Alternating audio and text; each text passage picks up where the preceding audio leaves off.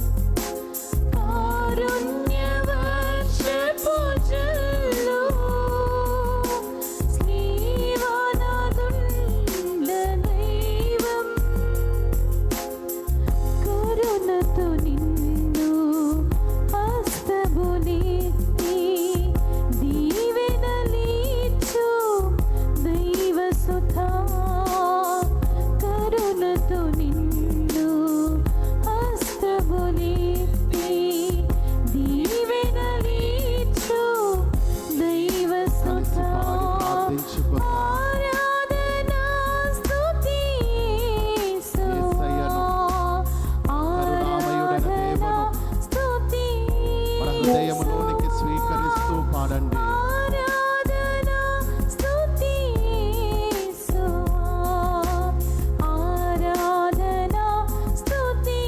కలిసి పాడుదా.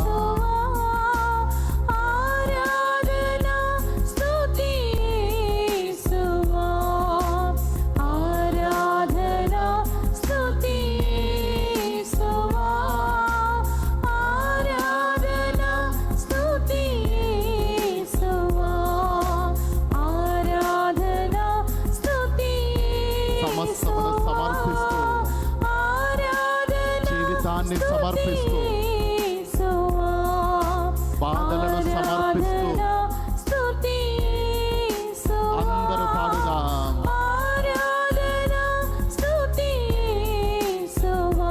దేవా, కరుణామయుడైన దేవా, నా హృదయంలోనికి రండి. ఈ రోజు నుంచి ప్రారంభించిన ఈ తపస్సు కాలము నీ కరుణను పొందుకునే ఒక సమయముగా మార్చమని ప్రార్థించుకుందాం.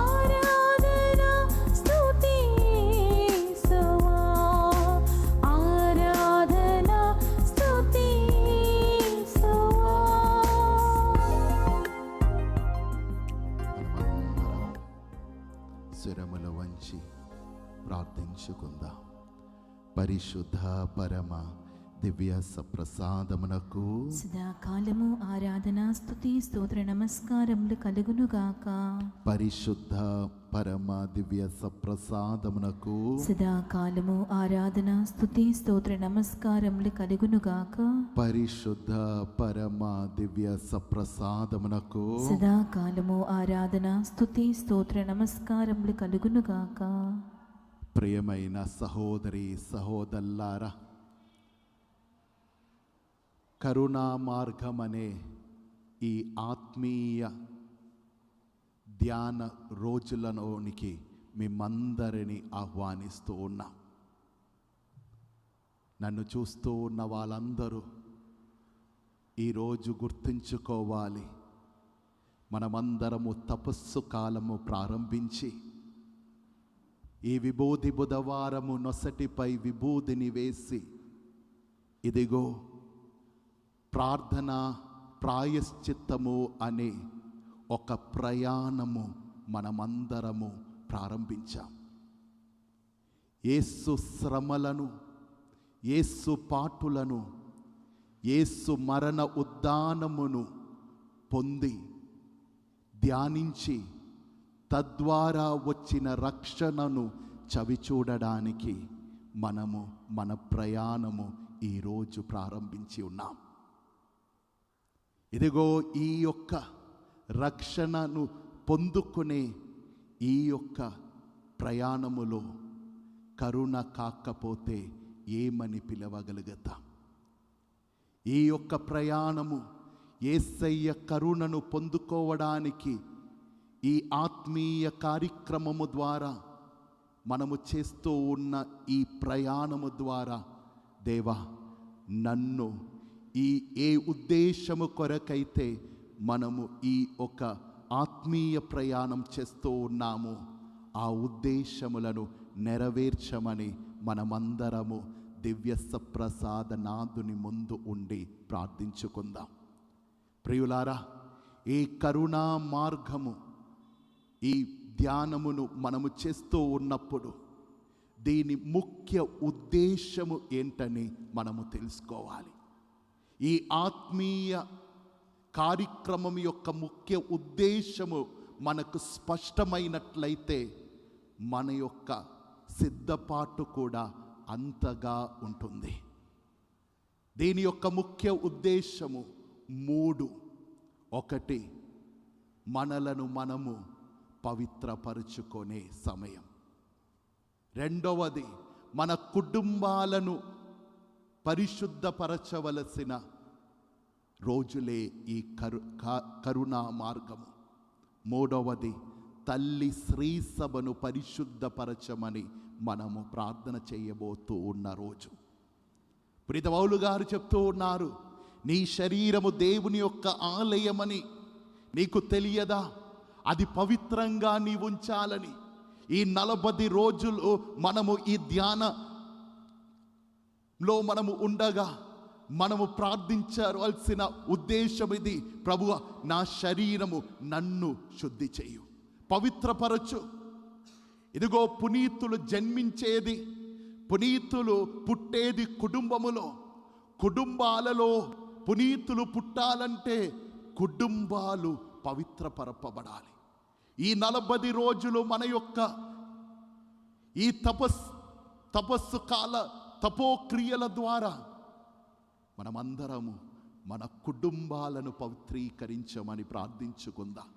అదేవిధంగా ఈ కాలములో తల్లి శ్రీసభలో ఎన్నో ఇబ్బందులు, ఎన్నో రకాలుగా తల్లి శ్రీసభ వేధింపబడుతుంది.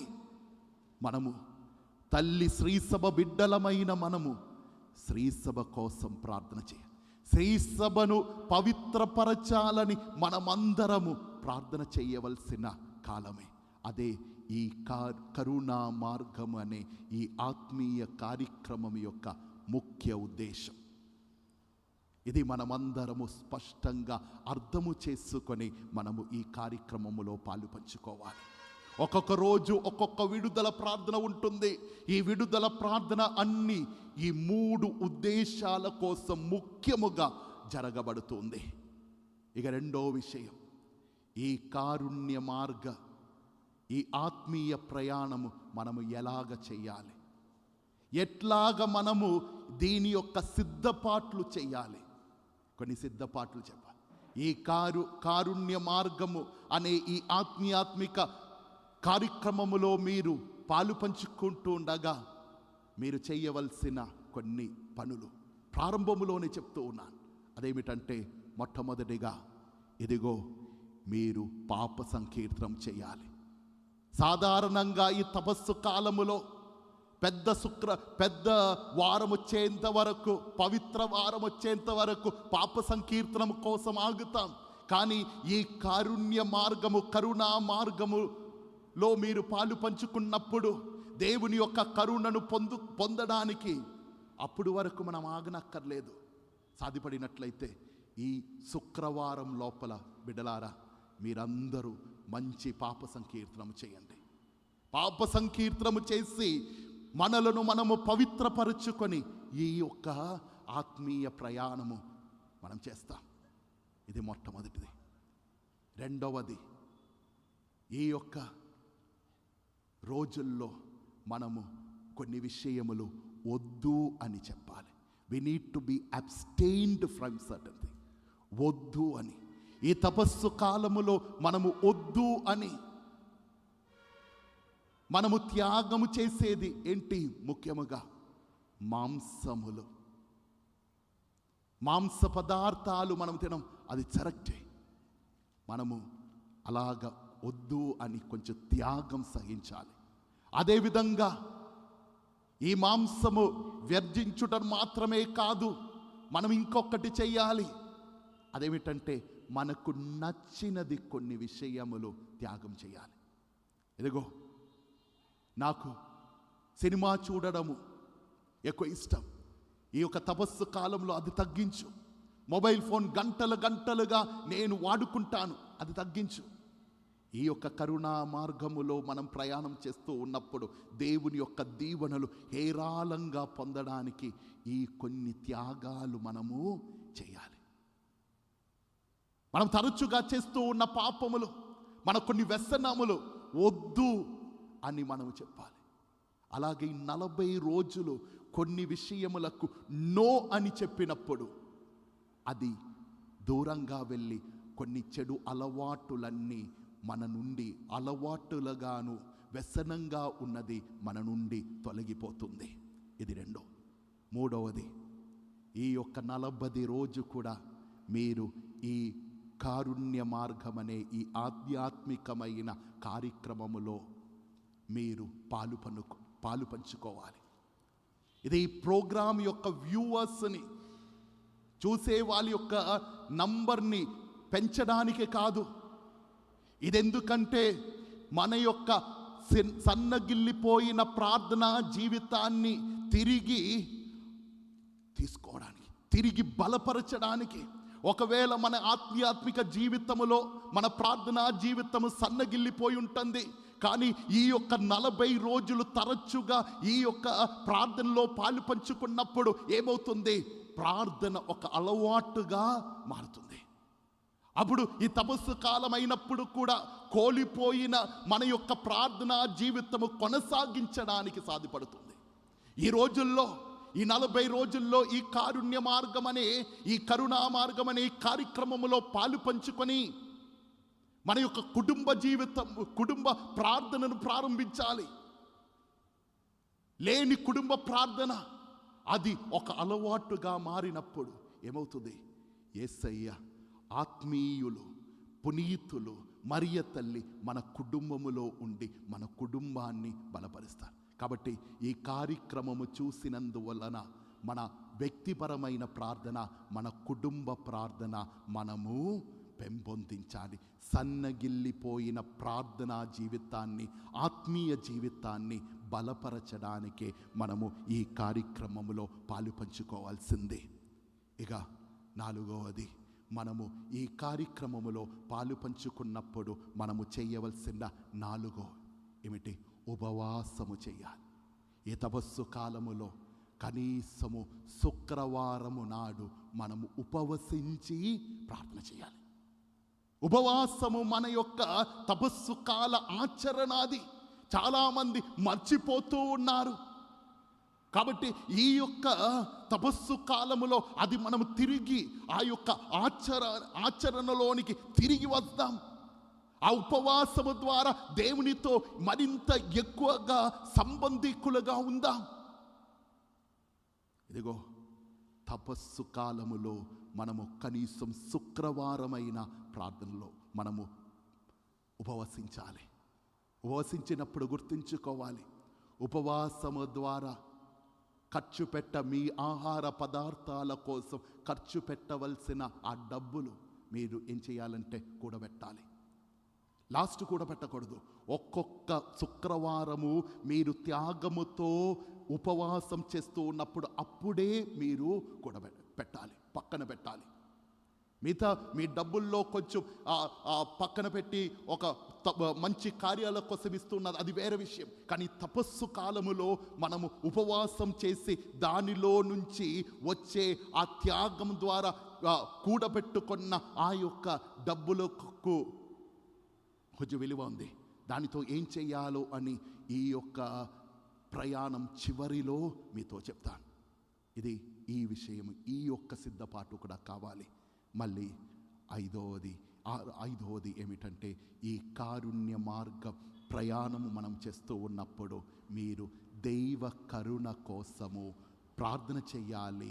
దైవ కరుణను మనము దైవ కరుణ గురించి ఇతరులకు చెప్పాలి. ఎందుకంటే ఇది ఈ యొక్క కాలము, ఈ తపస్సు కాలము కరుణను దేవుడు హేరాళముగా మానవుడి జీవితములో వర్షించే రోజులు మనం చూస్తూ ఉన్నాం. బైబిల్లో మొదటి రాజుల గ్రంథము 19వ అధ్యాయము 4-5 వచనాల్లో ఒక చక్కటి సన్నివేశం చూస్తూ ఉన్నాం. ఈ తపస్సు కాల దేవుని కరుణ కోసము ప్రార్థిస్తూ ఉన్నప్పుడు మనం గుర్తుంచుకోవలసిన ఒక వచన భాగము ఒకసారి మనం విందాము. మొదటి రాజుల గ్రంథము 19వ అధ్యాయము 4-5 వచనాలు. తానొక్కడే అరణ్యమున ఒక రోజు ప్రయాణము సాగించెను. ఏలియా ఒక్కడే అరణ్యములోను జెజెబెలు ఆహాబు రాజు భయముతో, ఇదిగో ఈ ఏలియా ప్రవక్త పారిపోయి అరణ్యములోనికి ఆయన వెళ్తూ ఉన్నాడు. ఆ అరణ్యములో ఒక రేగు చెట్టు క్రింద కూర్చుండి ప్రాణమును విడువగోరెను. ప్రభు ఈ బాధలిక చాలు, నాకు ఈ బాధలు చాలు, నా ప్రాణమును తీసుకొనును. మా పూర్వుల వలె నేనును జీవమును విడిచెదనని పలికెను. దాని తర్వాత అట్లు పలికి చెట్టు క్రింద పండుకొని నిద్రించెను. రేగు చెట్టు కింద పడుకునేను. ఇదిగో ఏలియా ప్రవక్త పారిపోతూ ఉన్నాడు. జెజెబెలును ఆహాబును భయపడి, జీవము కోసం భయపడి ప్రాణముతో పారిపోతూ ఉన్నారు. ఇక బయటికి రావడానికి, జీవం కాపాడడానికి ఇక మార్గం లేదు అని తలంచుకొని పరిగెట్టి అరణ్యములోనికి వచ్చి ఆ అరణ్యములో ఒక రేగు చెట్టు కింద పడుకుంటూ ఉన్నారు. బిడ్డలారా, ఆ రేగు చెట్టే మనము పారిపోతూ ఉన్నప్పుడు సైతాను యొక్క శోధనల నుండి, సైతాను యొక్క దాడి నుండి మనము భయముతో పారిపోతూ ఉన్నప్పుడు, సైతాను ఇచ్చే శోధనల నుంచి భయపడినప్పుడు మనం పారిపోయి పడుకోవలసిన ఏలియా పడుకున్న రేగు చెట్టు నీడ ఏంటది? నూతన నిబంధనలో మన కోసం ఏంటది? అదే సిలువ నీడ, కల్వరిలో ఉన్న సిలువ నీడ. ప్రియులారా, నన్ను వింటూ ఉన్న సహోదరి సహోదరులారా, మనము కూడా పాపము నుంచి పరిగెడుతూ ఉన్నాం.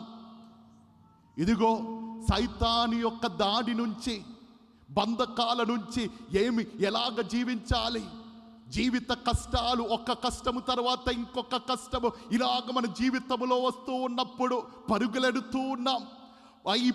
ఈ యొక్క ప్రయాణములో అలసిపోతూ ఉన్నాం, ఏలియా ప్రవక్త వలె. కానీ అరణ్యములో నాకెవరూ లేరని చెప్తూ ఉన్నప్పుడు, నాకు సహాయం అందించడానికి ఎవరు లేదు అని నువ్వు చెప్తూ ఉన్నప్పుడు, నువ్వు అనుభవిస్తూ ఉన్న దుఃఖము, కష్టము, ఇబ్బందుల్లో నాకు సహాయం అందించడానికి ఎవరు లేరు, నేను ఒంటరి వానిగా ఉన్నానని నువ్వు చెప్తూ ఉన్నప్పుడు, బిడ్డ ఇదిగో అరణ్యములో ఎవరూ లేనప్పుడు ఒక రేగు చెట్టు ఉంది. ఏలియాకది రేగు చెట్టు కావచ్చు, నీకు నాకు సిలువ అనే నీడ, జీవము ఇచ్చే సిలువ అనే నీడ. ఆ సిలువలో నేను అభయం తీసుకుందా. ప్రియులారా, ఇంకొక వాక్యం చదవండి. నిర్గమకాండము 2వ అధ్యాయము 15వ వచనము.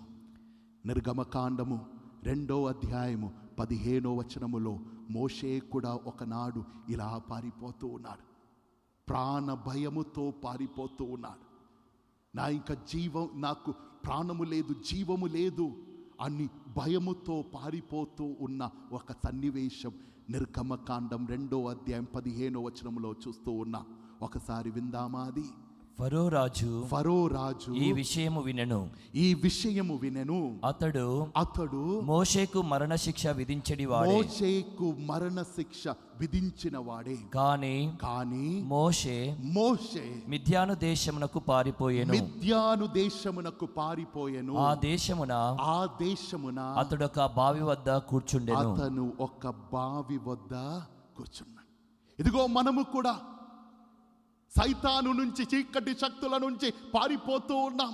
మనం అనుభవిస్తూ ఉన్న దుఃఖము నుంచి, మనం అనుభవిస్తూ ఉన్న ఇబ్బందుల నుండి పరిగెడుతూ ఉన్న ప్రాణ భయముతో ఎలాగ జీవించాలి అని తెలియకుండా భయపడి పారిపోతూ అలసిపోయి మోషే ఎక్కడ వెళ్ళాడు? బావి దగ్గర వెళ్ళాడు. ఇదిగో మనము కూడా ఈ తపస్సు కాలములో అలసిపోయిన జీవితాలతో, సతమతమవుతూ ఉన్న జీవితాలతో, నిరాశ నిస్పృహతో నిండిన జీవితాలతో ఒక బావి దగ్గరకు రావాలి. ఈటి చేత పొడిచినప్పుడు రక్తము నీరు హేరాళముగా కారిన యేసు ప్రభు గాయపడిన ప్రక్కలో మనము పడుకోవాలి, అభయము తీసుకోవాలి. అదే ఈ కారుణ్య మార్గము.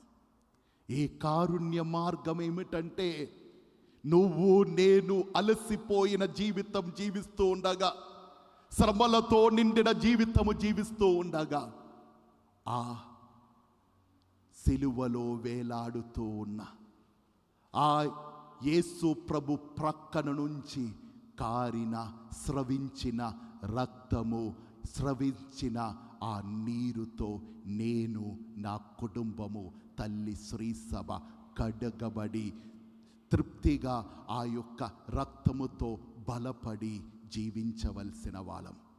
మనమందరము మోకరించుకుందాం. ఈ యొక్క ఆరాధనలో పాలు పంచుకున్న వాళ్ళందరూ మోకరించండి. ఇదిగో ఈ సమయము, మొదటి రోజు, ఈ కారుణ్య మార్గము ప్రయాణములోని మొదటి రోజు, మనకు నీడగా ఉండవలసిన సిలువ, మనము తాగవలసిన బావి, యేసు ప్రభు తిరు రక్తము, ఆయన పక్క నుంచి కారిన నీరు. ఆ ప్రయాణము చేస్తూ ఉన్నప్పుడు ఈరోజు మొదటి రోజు ఒక్కసారి ఆత్మ పరీక్షణ చేసుకుందాం. ఈరోజు మనం ప్రత్యేకంగా ప్రార్థన చేసేది, ప్రత్యేకంగా విడుదల కోసం మనము దేవుని యందు అర్థించేది దేనికోసం అంటే, మన పాప అవస్థ కోసం. మన పాప అవస్థను దేవునికి సమర్పించండి. దేవుణ్ణి మన యొక్క పాప అవస్థను సమర్పించి, ప్రభువా నీ కరుణను కృమ్మరించమని మనమందరము ప్రార్థన చేస్తూ ఉంటాం. కీర్తన గ్రంథము 51వ అధ్యాయము వచనములు 1లో కీర్తనగారుడు చెప్తూ ఉన్నాడు, ప్రభువా నన్ను కరుణింపుము, నీ అనంతమైన కరుణతో నా పాపములను తుడిచి వేయము. ప్రభువా నా పాపములను తుడిచివేయము. ఇదిగో ఇక్కడ ఉన్నవారు, ఈ యొక్క కారుణ్య మార్గములో పాలు పంచుకున్నవారు 2 చేతులను హృదయము దగ్గర ఉంచుకొనండి. మన యొక్క పాప అవస్థ, మన పాప వాంఛలు, తరచుగా చేస్తూ ఉన్న పాపములు, ఇదిగో వాటినన్నిటిని దేవుని సన్నిధిలో సమర్పించు. ఈ పాపం వలన నా జీవితములో వస్తూ ఉన్న ఇబ్బందుల నుండి విడిపించమని, కరుణ చూపమని మనమందరము ప్రార్థన చేస్తూ, అందరూ ఈ యొక్క ప్రార్థన చెప్తా, అందరూ చెప్పి ప్రార్థన చెయ్యండి.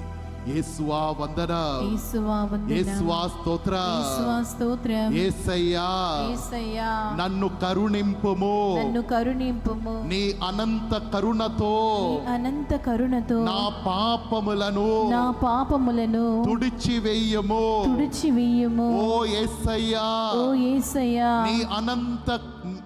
నీ అనంత కరుణతో నా పాపములను నా పాప వాంఛలను తుడిచివేయము. మనమందరము మన పాప వ్యసనాలు, మన యొక్క పాప వాంఛలన్నిటినీ కరుణామయుడైన దేవుని సన్నిధిలో సమర్పిస్తూ, ఆ కరుణను కృమ్మరించమని, ఆ దయను కృమ్మరించమని మనమందరము సిద్ధపాటుతో, దేవా నీ కరుణను కృమ్మరించమని మనమందరము ఆ యేసయ్యను చూస్తూ పాప వాంఛలు, పాపములను సమర్పించుకొని దాని నుంచి సంపూర్ణ విడుదలను కల్పించమని మనమందరము పాడి ప్రార్థించుకుందాం. కనికరించుమా యేసయ్యా, కరుణతో బ్రోమా మెస్సయ్యా. అందరూ పాడండి. కనికరించుమా యేసయ్యా,